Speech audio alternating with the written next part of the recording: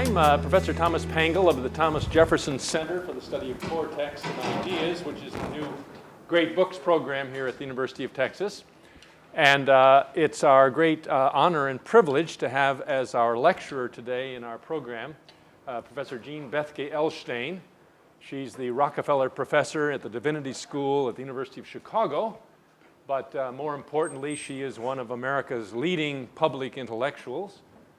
She has written and spoken all over the world about a wide and rich variety of topics in political theory and political philosophy, but also in contemporary issues and addressing contemporary concerns, the modern family, the relation between the sexes, morality and war, as well as in peace, along with more traditional issues in political theory and political philosophy. Her most recent publication is the publication of the Gifford Lectures that she gave, Sovereignty, State, Self, and God. Mm-hmm. Right. And one of the perennial themes of Professor Elshtain's thought reflection work has been St. Augustine as a political theorist and thinker, but more broadly and richly as a great analyst and thinker about the human condition, as well as, of course, a great theologian and father of the church. And today she's going to share with us thoughts on a fascinating topic, Augustine Goes Global. Professor Elshtain.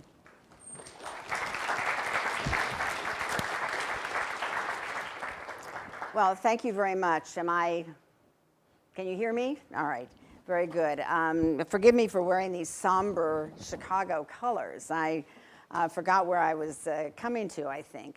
But it was cold and rainy this morning in Chicago. So I also think I owe a number of people here an apology for having canceled last year when I was supposed to come. I came down with some nasty bug. So whoever that inconvenienced, I'm very sorry and hope that this afternoon will in part make up for it. The structure of the lecture will proceed as follows. The first sort of 2/3 of the lecture, I'm going to lay out some basic themes having to do with how we think about the human identity in relation to political and other configurations. St. Augustine will enter as an interlocutor at different points along the way. And then in the last third of the talk, I will put in the Augustine Goes Global part, and that will, I think, be the most provocative portion of the lecture this afternoon. The first is rather more expository, but it probably has its moments as well. Let me begin with, and thank you, Tom, by the way, for the introduction, and all of you who are part of this wonderful program here at the University of Texas at Austin. In her masterwork, The Origins of Totalitarianism, Hannah Arendt famously argued against the notion of universal human rights. Such rights were posed too grandly and abstractly. When the crunch came, she insisted, they were more or less worthless. Not one to mince words, Arendt argued that those who were first stripped of citizenship in a particular polity, as Jews had been in Nazi Germany, could not make their claims stick anywhere else. Instead, she says, having been stripped of civic identity, they indeed became what they were accused of being by the National Socialists. They were tossed hither and yon. They were the scum of the earth. For Arendt, universal identity was an illusion, a chimera. In times of civic peace, the proposition of universal identity does not get tested. In times of conflict, it does, and there it is found wanting. Unless, and this is a vital and rather major caveat, unless there are international conventions in place that guarantee certain modes of conduct that are enforceable, whether to refugees or prisoners of war. These conventions may be violated in the breach, but it is vital that they be there. One can at least appeal to something and hope that that something has some heft in a crisis situation. her view in some of them is that rights must be lodged concretely within the statutory armamentarium of nation states. They must be attached to a polity, or they are not worth very much at all. So if it's a universal right, it has to be embraced in a particular polity. All right? Now, a major development of the post-World War II era, as you know, is the universalization of human rights and the insistence that these rights attach to being as such, the very notion that Arendt was critical of. The argument is that there's a something about the human person such that that being is not to be violated in certain ways, whatever the exigencies of a particular political situation as well. Tables of positive rights, lists of claims human beings can reasonably make upon the polities of which they are a part, attempt to go beyond preventing harm to promoting some kind of positive human good. Now, the idea that identity transcends national boundaries, that there is a something about us that is not entirely captured by membership in a particular polity, that's not a new idea. It lies at the heart of ancient Stoicism, or one version of it does. It is the epicenter of Christian belief that human beings are created in God's image and as such possess an inviolable human dignity that is God-given, not the irrevocable privileges of a political body.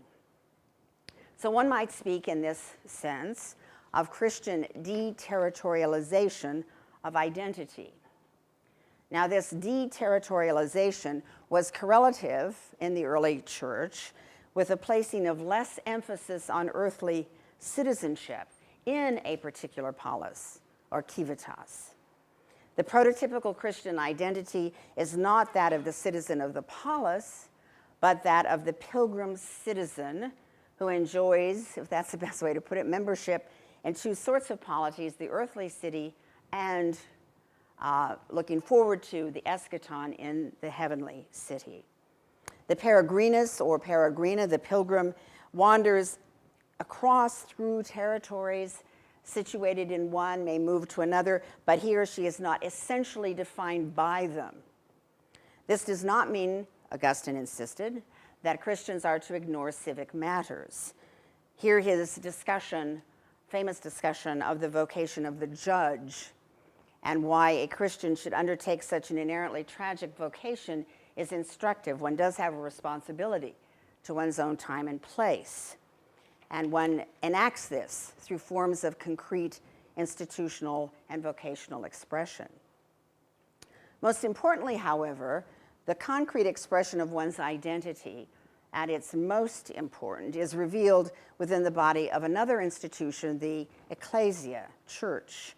Now, the church benefits from the conditions of civic peace, but is not a creature of the city or the empire. That is, it possesses real autonomy. If a member of ecclesia is called upon by the city or empire to violate his or her faith, loyalty to faith trumps other loyalties, even to the point of martyrdom. And one of the first martyrdoms that we know of was a Roman soldier named Maximus, not Russell Crowe, who in fact refused to engage in propitiation of the emperor and was beheaded for that very reason, because he would not engage in that form of idolatry. Now, there could, in other words, in this scheme of things, be a real clash, a conflict between layers or levels of identity. And in such a case, although for the most part one is enjoined to be a loyal subject, one's faith takes precedence. And here one is reminded of the famous last words of St. Thomas More, "I die the king's good subject, but God's first." Now, Augustinian universalism, if we may call it that, is far more concretized than is Stoic universalism, in part because of Augustine's complex, sort of dynamic interplay and layering of institutions. The household, for example, is a component part of the city. It contributes to the completeness of the whole. Our work in small ways and about small things contributes to the overall harshness or decency of any social order. On earth, he tells us, Augustine does, there must be compromises between human wills if there is to be anything remotely resembling civic peace. Indeed, the heavenly city on earthly pilgrimage helps to forge peace by calling out, quote, citizens from all nations, and so collects a society of aliens speaking all languages. And these folks, even though they're separated by different territories, are bound by belief and by fellowship. So the earthly city does not annul or abolish earthly differences, but even maintains them and follows them, so long as God can be worshipped. And in this way, she, Ecclesia, makes use of earthly peace, and it is in her interest, as we might now say, to help to contribute to earthly peace. Augustine continues that temporal peace is a good, whether it's the peace of our bodies or fellowship with one's own kind. And there are two rules available to us. First, to do no harm. These are incumbent upon the Christian pilgrim citizen, but others are well advised to consider them as well. First, to do no harm to anyone, and second, to help everyone whenever possible. So this is the ethic of the pilgrim citizen, one who is tethered to this earth and its arrangements through bonds of affection and necessity, but who recognizes at the same time that these arrangements are not absolute and they are not final, right? So we have two models is too fancy, probably, two approaches at this point. We have Arendt's insistence on the centrality of particular citizenship in a particular polity. She's adamant that no one can be a citizen of the world as he or she is a citizen of a bounded state. So if there are universal ideals, they need to be realized concretely within the framework of this polity. We have Augustine de-emphasizing citizenship of a particular polity by adding two alternative forms of membership. The first in a concrete and particular body, the ecclesia, and the second in a more universal body, a universal ecumene that calls out people from all nations and binds them one to another through Christian love. Now, if one were doing this spatially, one might say that Augustinian identity is both below and above that of particular states or empires, not remembered to the utter exclusion of responsibility to enforce one's polity, given his emphasis on the good of temporal peace and the importance of neighbor love wherever one may find oneself.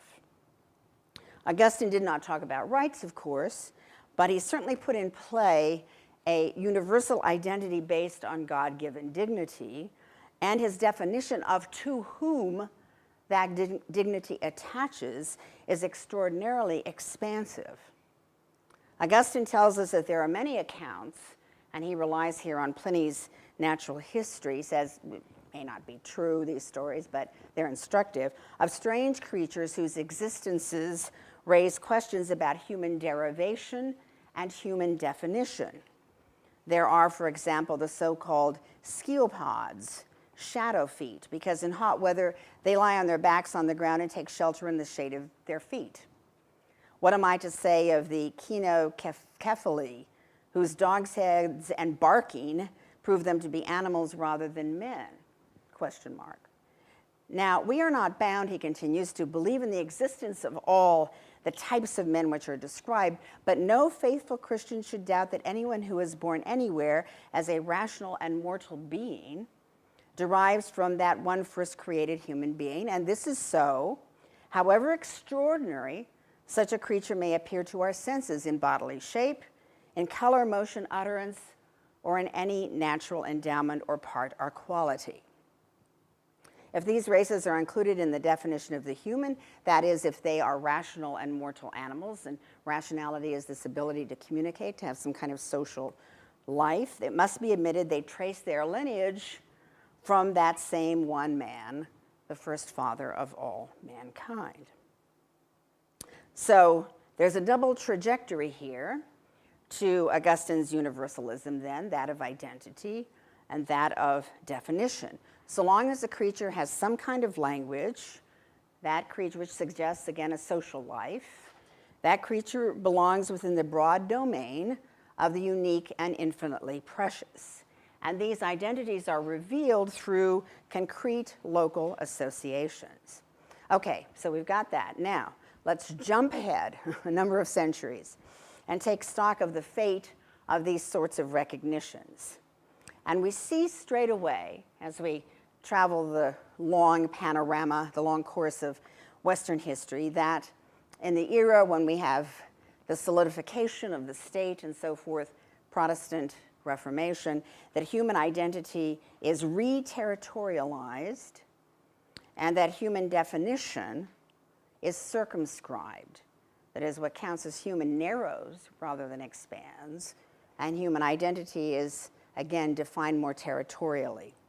So let's take this latter point first about the circumscribing of human identity. I'll spend less time on it, very important topic, but it's not the one I'm focusing on this afternoon. With the triumph of Cartesian rationalism, indeed with aspects of the entire Enlightenment project, the boundaries of humankind, interestingly enough, narrowed.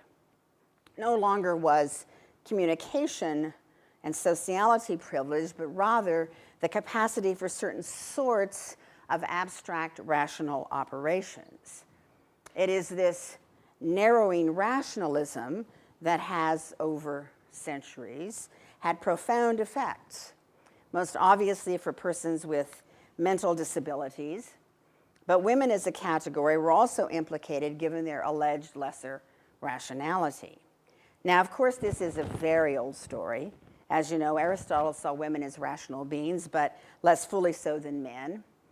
Augustinian Christianity, however, did not privilege rationality, emphasizing instead human capacities for love and loyalty and perseverance, and defining the human as the capacity for communication, as an openness to sociality. Now, pushing this definitional boundary, today, we confront a tug of war between those who seek to dethrone a too narrow understanding of reason as definitional of the human without abandoning reason altogether, those who flee into a kind of terminal subjectivism, and those who seek to privilege a particular version of rationalism or consciousness as defining the human, and in so doing, even offer up the possibility of elimination of those categories of persons who are not capable of what they call self-consciousness, whether because of a mental disability or simply because they are newborns. Folks in this category tend to be hyper-rationalist and utilitarian. So you can see the implications of this aspect of the question. And again, I'm not focusing on that today, but that's a very important issue. What happens to our understanding of what makes us human over time? Let's go to the re-territorialization issue. That's what I want to focus on, that Arendt so powerfully represents in her caustic remarks about the uselessness of abstract generic human rights as such.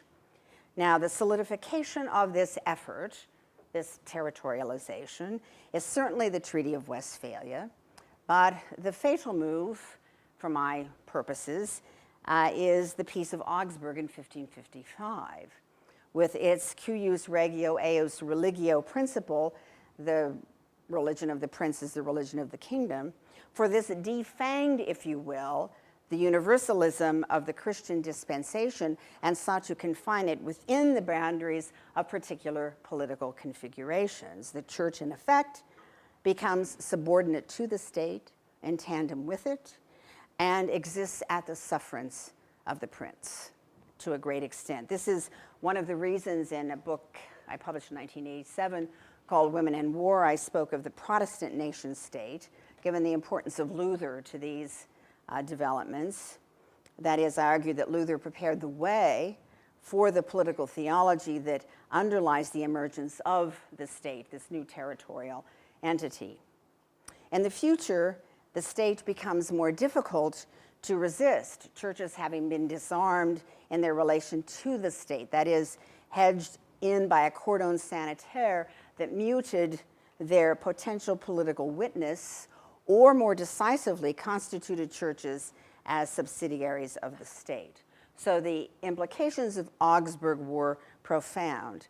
And I think we see some of those implications, without stretching the point to the breaking point, in the way the Prussian State Lutheran Church lined up with the National Socialist regime, with Dietrich Bonhoeffer and a small number. The number is actually bigger than we tend to think, but it's still small, comparatively speaking. Those who formed the Confessing Church to resist this, some of them paying with their lives, those who lamented this territorialization of religious identity and the subordination to the state. Now, if to Augsburg and Westphalia one adds the growing love for the patria that became the basis of modern nationalism, you have a potent force that then sees internationalism, not so much global or universal identity, but internationalism as the alliance or clash of particularisms, if you will. Now, there were profound implications for political good in much of this, including over time agitation within particular political bodies for constitutional government, for democracy, and so on. Much of this agitation arose precisely from patriotic love for one's particular polity, one's particular place, and a commitment to her and to what sort of place she was. Now, Rousseau, as usual, went overboard, but his insistence that one must gaze upon the fatherland every waking moment, and that one's every thought should be of her, the sort of feminine fatherland, la patrie, is an extreme statement of a potent and very real sentiment. Within the strongest versions of the nationalist configuration, no institution within the patrie can be said to have full autonomy, beginning with the family. The family, too, becomes a subset of the state's definitional imperialism, so to speak. Rousseau's civic mother, you recall, is the classical Spartan mother who, on being informed that 5 of her sons have died in a battle, slaps the Bey's slave who has brought her this news and says, you know, who won the battle? And is told, Sparta. She goes off and gives thanks to the gods, goes off to the temple and gives thanks to the gods. And then Rousseau says, this is the female citizen. So that's the ideal. You bear children, sons, prepare to sacrifice themselves for the polity. So the household exists for the good of the polity, rather than being, as it was in Augustine's view, good for its own sake, a natural institution, the way human sociality reveals itself in social configurations that involve love, duty, necessity, loyalty, fidelity, and powerful emotion.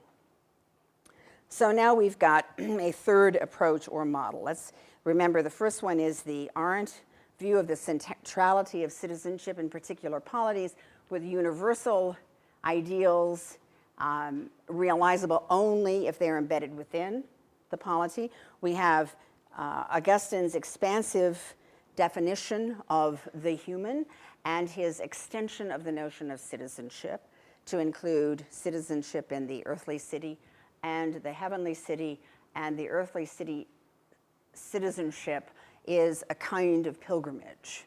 So one is not, again, essentially identified by the city, but one has one's residence in it and has responsibilities for it. So let's add now a third approach, the Augsburg-Westphalian model of identity as congealing around the nodal point of national identity and citizenship. And I take this to be a far more stringent form of the privileging of national citizenship than Arendt emphasizes. This third model presupposes a nigh exclusivity of citizenship as confined to the national patrie.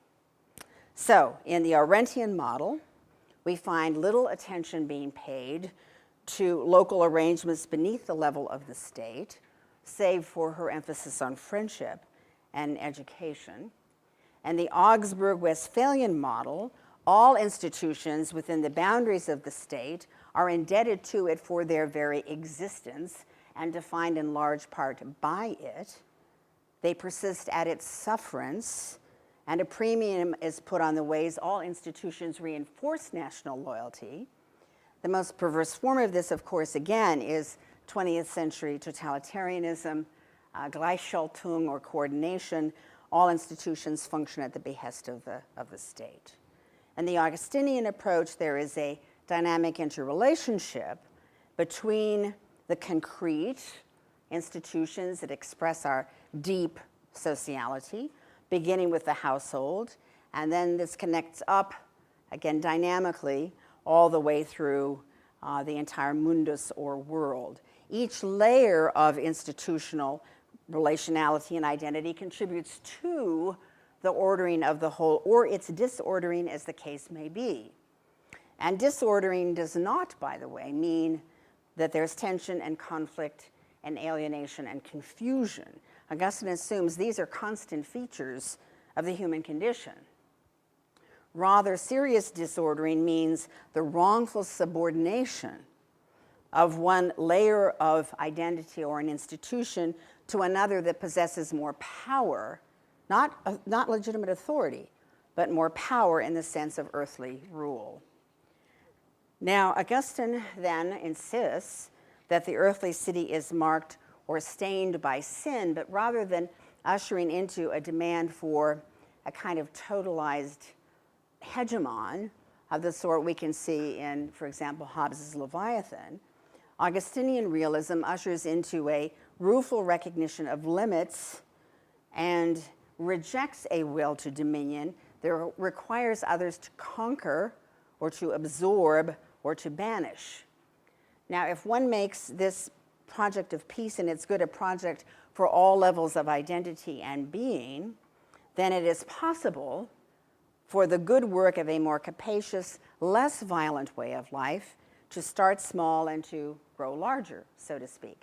You don't start way up here in some abstract place that has little meaning, but start more concretely. Now, in the Augustinian approach, the way this happens is not pellucid at all. It's rather mysterious, because there is much that goes on that alters the direction of human willing that is not visible to the naked eye. Now, I mention this in part because Augustine would not want the small, generous things we do, the neighborly things we do, to be downgraded in the overall scheme of things by contrast to big master moves up here someplace. Augustine's tranquillitas ordinis, or right ordering, is a right ordering of human relationships that ideally requires as little coercion as possible.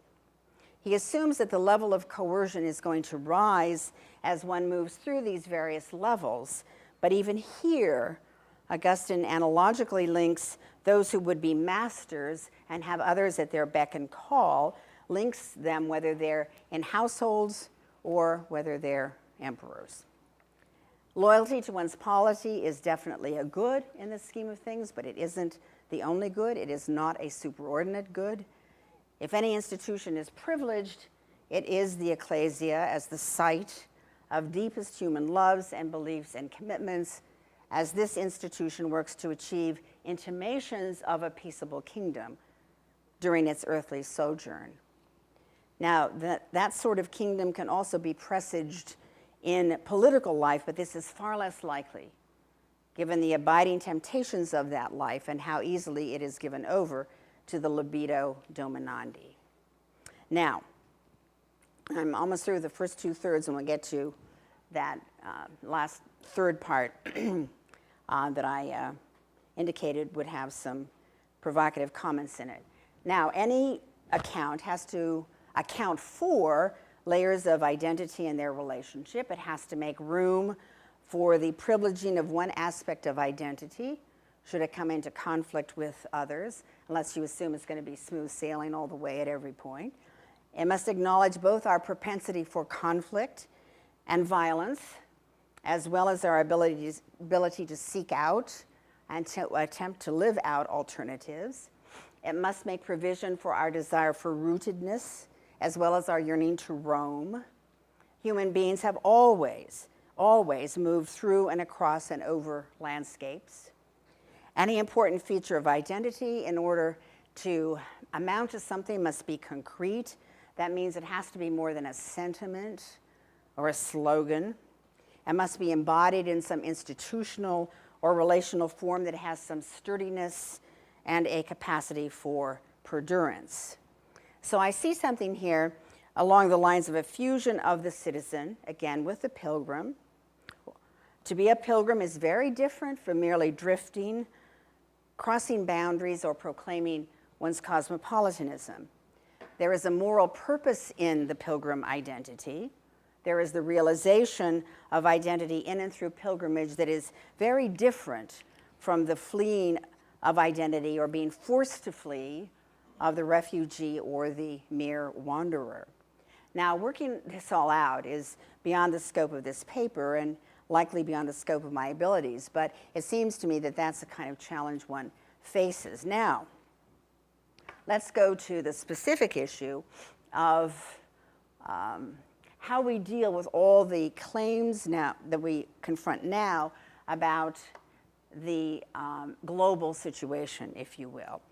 As you know, we're told that we're living in an era that is truly unprecedented, that all bets are off, that the Westphalian state system is on life support. We're told that the state, in fact, will wither away, not quite in the way Marx predicted, but it's going to wither away. We're often told that globalization is the only game in town, and because this globalization is spurred by new technologies, human beings who have gone before us have very little to offer us because their lives were simple compared to ours, their imaginations were cramped and cribbed by inherited institutions and ways of thinking. The past, for techno-global enthusiasts, is not a repository of wisdom so much as detritus to be swept away in the new scheme of things. In this climate, St. Bernard of Clairvaux's famous dictum that we stand on the shoulders of giants strikes us as irrelevant at best, reactionary at worst. For with the new globalization, the argument goes, must come entirely new categories of analysis, new ways of thinking. A global consciousness, we are assured, is emerging, and the past sort of slips off it rather effortlessly. Now, what promises and assurances accompany this optimistic version of globalization? Surely the most prominent that comes into play repeatedly is the old dream of perpetual peace. Now here, optimism allies with utopianism. Now, of course, optimists do not call themselves utopians, but many of them fit snugly within the category. A utopian vision is an architectonic schema within which a perfect order is secured and pertains permanently. The new international order embodied in globalization, we are assured, is an order within which one law will come to pertain, and this law, in turn, will help to produce and to solidify a situation in which the rights of individuals are defended and harmony between each constitution and what Immanuel Kant calls the principles of right pertains. Now, Kant, as I'm sure many of you know, lurks in the interstices of current utopian dreams for peace, even if he's not always made explicit as their progenitor. His great essay on perpetual peace, Kant, signifies his ambitions. He tells us that peace that is not perpetual is a mere truce. He downgrades this. A genuine peace must nullify all existing causes of war, or it doesn't count. Peace is the end of all, not some, but all hostilities. Otherwise, it doesn't count as peace. And in Kant's world, should a statesman be in doubt about the right thing to do, he should turn to the philosophers, who form a separate objective class that is incapable of forming sort of partisan and sectarian groups. He obviously was either not paying attention or had very little experience of the academy. He says these philosophers cannot be suspected of being the formulators of propaganda, close quote. In contemporary neo-Kantianism, international law and its tribunals play something of the role Kant assigned to moral philosophers. No one would ever suspect international lawyers of being self-interested. This version of internationalism, attached to dreams of universal consciousness, sees in the extinction of the state not only a precondition for universal peace, but a normative good in and of itself. You have a couple of versions. One is a sort of Kantian version of homologous republics set up everywhere. Another is that you have the end, the sort of, again, withering away of state identity. Why is that? Well, because the state is a principle of division, that it is a particularism that easily turns ethnocentric. The state and attachment to it in this vision is the last refuge of scoundrels or of those stuck in the bog of old thinking. Now, all of us surely know about the sins and errors of the state historically. It would be foolish to pretend otherwise. But the new globalists of whom I write go much beyond a historic accounting of states and what they have wrought to proclaim the state itself the serpent in the garden. Only transcending this source of division and conflict will permit perpetual peace to come into view. In the world of states, there is, of course, one state that's routinely singled out for the harshest criticism, and that's the superpower of the United States. And we're told that the mere existence of American power somehow stifles and strangles the rest of the world. Indeed, one celebrant of global cosmopolitanism, Professor Anthony Burke, argues that Americans have willfully perfected the principle of state sovereignty, itself an idea that is, quote, violent and exclusivist, lingering like a latent illness in the very depths of modern cosmopolitanism, close quote. Now, the metaphor of disease is quite fascinating here.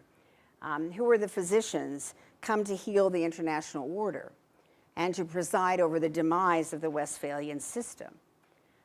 For contemporary voluptuaries of perpetual peace, it is a fantasy United Nations, quite unlike the one we actually have, together with international law that is universally endorsed and enforced, although the arguments are very thin concerning just how these laws are to be enforced and by whom.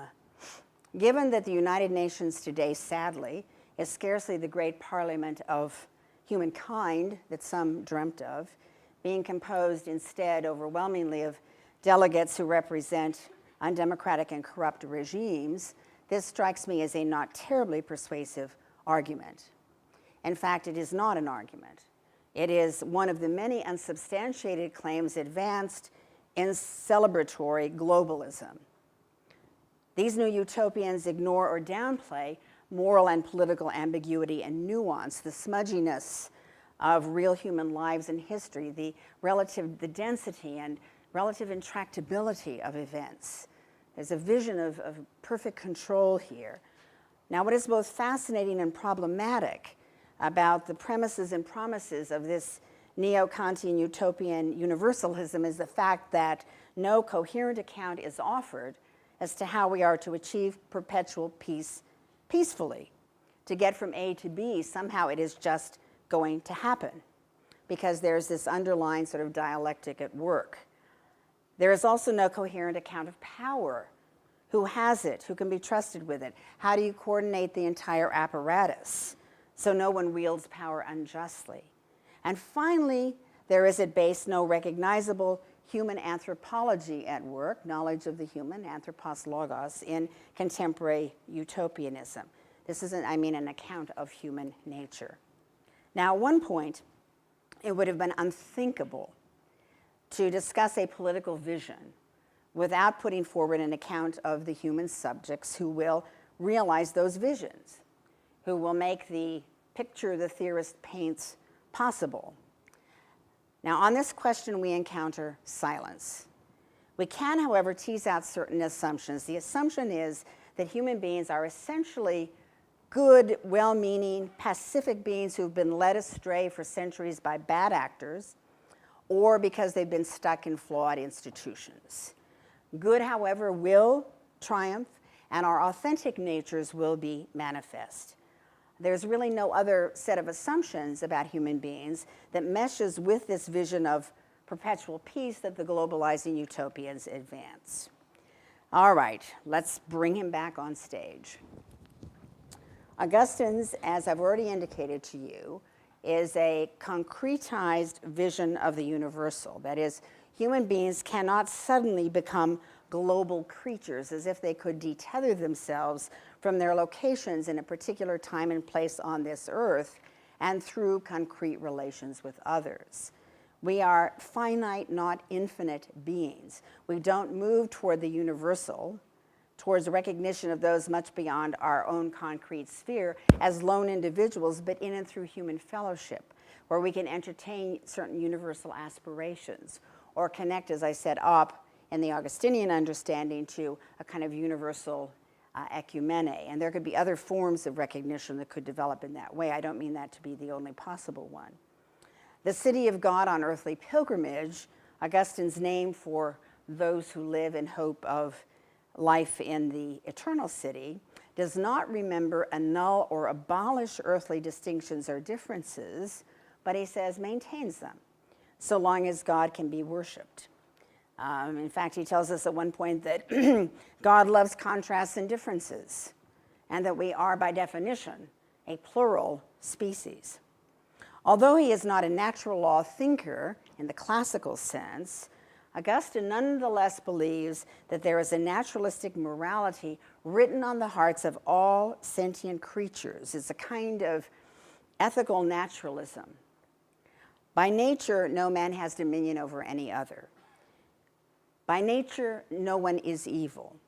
Evil entered the world through an act of free will, and it is the burden all successive generations bear, and to which they add their own, alas, deposit of sin. Nor are we political by nature, although we are indeed social by nature, social but quarrelsome. He tells us the call of nature moves us into fellowship with one another. But nature's reign is not sufficient unto itself, for the libido dominandi, this lust to dominate, drives us apart. Human projects must be enacted, and they will always be a mixture of caritas, sort of neighbor love, cupiditas, a kind of avarice, self-aggrandizement, sometimes dominated by one or the other, something that the globalizing universalists of the utopian sort forget, and their cleaned up version of a world in which division no longer exists, evil no longer exists, presumably. So for Augustine, we can't just be or become anything that we want. Although our natures do not dictate any particular way of life in detail, there is a naturalist to certain social arrangements, beginning with the family. Our dependencies and interdependencies flow from our natures, and politics is needed to, quote, reconcile competing human wills. And there will always be competing human wills, even if one somehow succeeds in eliminating state sovereignty. Are the conflicts going to go away, if you can imagine that scenario? Of course not. We may possess a universal identity as members of the human species, but we enact our identities concretely, locally. Through it all, the world of political life, as already mentioned, remains one of tension and alienation and confusion. These are just perduring features of the human condition. Now, some call this Augustinian realism because it ushers into this rueful recognition of limits, rather than spurring a will to dominion, as I indicated earlier, that requires others to conquer or to absorb or to banish. Still in all, he tells us we live in hope for a less cruel world, hope for a more decent life for our children, hope that we can achieve a world of what I have taken to calling minimally decent states. Minimally decent states, not perfect states, but minimally decent ones. I don't know if it'll make a good bumper sticker, but that's the phrase I've been using. The problem with globalizing utopians, or utopians of any sort, is that they make the concrete things human beings can actually do seem puny and uninteresting, measured up against their grand projects. Augustine lifts up the many ways we make peace daily in our communities, even as he resists the temptation to absolutize our temporary arrangements. He understands that human fragility on the one hand and our will to power on the other require that we be nested in institutions in order to permit good to happen and to forestall violence as best we can. These concrete bonds offer intimations of connections to those who are both our immediate neighbors and fellow citizens, but who are not that, but toward whom we may nonetheless incur certain obligations. Now, I don't think I need to tell any of you in this room that we live in turbulent and troubling times, and that wisdom often seems to be in short supply. We are often whipsawed in between dark conspiratorial theories of unaccountable forces at work, controlling all there is to control. On the one hand, we're told there's this roiling force called globalization that will sweep away all the accumulated debris of the past and usher in at long last to the world of perpetual peace. And I would submit to you that the vast majority of us know better than that. Here Augustine teaches us, because when he goes global, his vision is within our reach. That is, there are concrete, particular things we are called to do to make the world less cruel. The transcendent, the universal, exist as aspiration and measure without at the same time denigrating the particular, including the particular polity to which we may rightly be loyal. Historic takes on Augustine as a dour pessimist long ago took hold and distorted his writing and what he has to offer us. Certain quotes were cherry-picked. For example, his statement that human beings kill one another like fishes, devour one another like fishes, and these were taken to be his final word on humanity. Though that's not a very careful reading. He does alert us always to human cruelties and wickedness, but a realist who locates moral questions as central, which Augustine does, is a surer guide to the world around us than is the utopian on autopilot or the gloom purveyor of a Hobbesian world in which we are so many isolated units colliding with one another. Augustine tells us that to evaluate a people, a culture, a polity, we must look at what people love in common. What do they cherish? What do they embrace? Where do their enthusiasms tend? What kind of place do they live in? Is it a fit habitat for that complex creature, the human person, a creature who cannot breathe in the rarefied air of Kantian universalism? Thank you very much. Thanks. Thank you.